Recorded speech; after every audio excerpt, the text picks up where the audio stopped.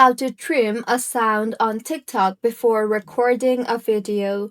Hello everyone, I am Bishaka and welcome to our channel. Now let's get right into the tutorial.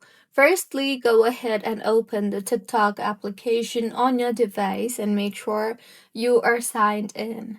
Now, tap on the plus icon on the bottom of your screen and then tap on the add sound option on the top of your screen.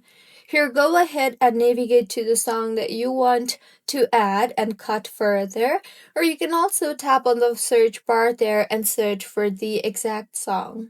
You will then see the scissor icon right beside the song that you want to add. So tap on the scissor icon you see there, and now you will be able to cut the song.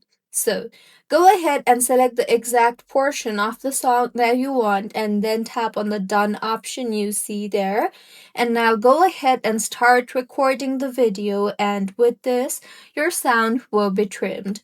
So this is how you can trim a sound on TikTok before recording a video. If you find this tutorial helpful, please like the video and do comment if you have any queries.